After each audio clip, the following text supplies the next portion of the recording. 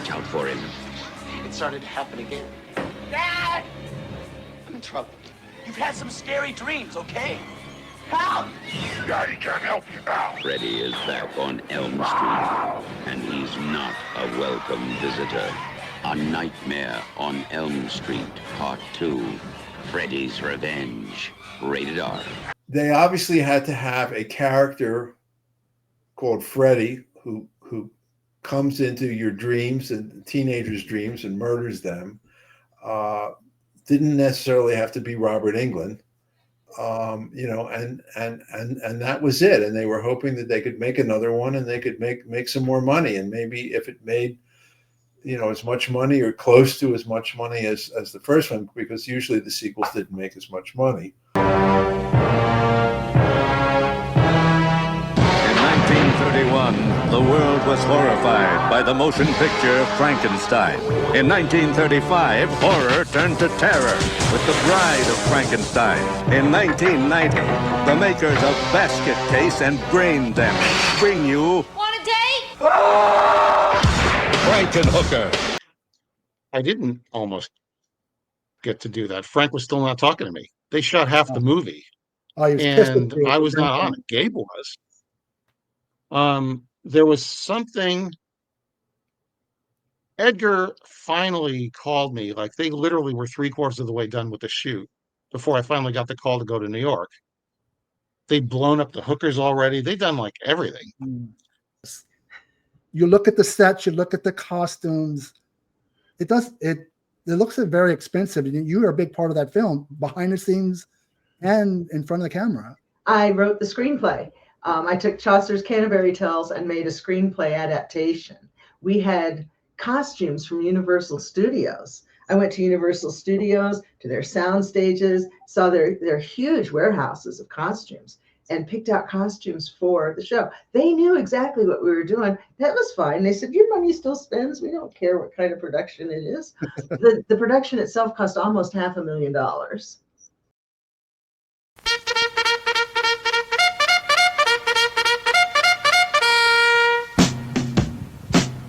Russ Myers, Beneath the Valley of the Ultra Vixens.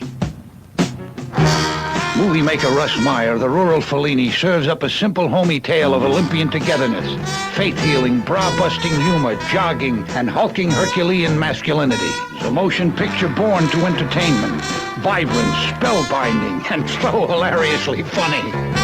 Beneath the Valley of the Ultra Vixens. Interesting, because we've been trying to get these films for a long time, and I assume that other labels had as well. And the trust just weren't ready yet to partner with somebody. You know, the people at the trust, they're a little gun shy over who they do this with, because they want it to be done in the way that Russ would have done it. And so we had to kind of make a case for why we're the right company for that. And initially they were like, well, you're a horror movie company. But of course, then we could go back to what our origins were. And we did a whole big, long thing about, you know, we've got everything from, you know, internationally renowned erotic films to Oscar winners films to, you know, all this kind of thing. So we were able to really make a case for it. Benet's Bloody Bits. Welcome to Triple B. My name is Jason Benet. I'm at the TerrorVision website, and they just announced Shoestring Slashers Part 2. They're pre-ordering it. It's a 3-disc box set. They are down to 396 copies as of this recording. It will not ship until the first quarter of 2026. The 3 films, we have Blood Symbol, Night of the Dribbler, and Blood Spell. There's the great looking box set artwork. This has me excited. I've already picked up a copy. It is only limited to 2,000 units. Eventually they will release it without the set, kind of like a more skinny version. But these films, I think they're worth the risk.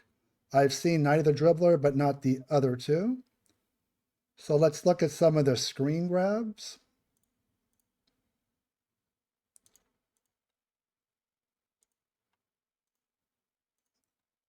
Yeah, this is more 80s, 90s trash. It looks like we're going from 88 to 1990 to 1992.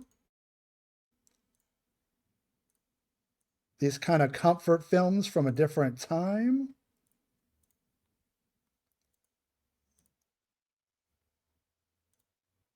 I think Blood Symbol's the one I'm most excited for. It just is speaking to me a little bit more than the other one I haven't seen.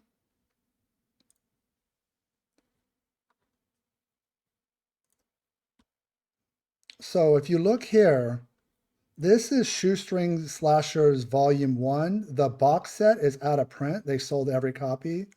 This is the standard edition. So you get an idea what that one looked like. There's only really one film I wanted to pick up out of this one. I still not ready to grab it. No hurry. But this one, I used to own Night of the Dribbler on DVD. It was put out by Code Red. It was okay from what I remember. But I'm a different fan than I was when I last watched it, was probably at least 20 years ago. This one looks cool. So once again, TerraVision's piquing my interest with a lot of these titles. They're coming to the end of their 13 weeks of Halloween. Not everything's been up my alley, but that's all right. They're not curating movies to one specific fan.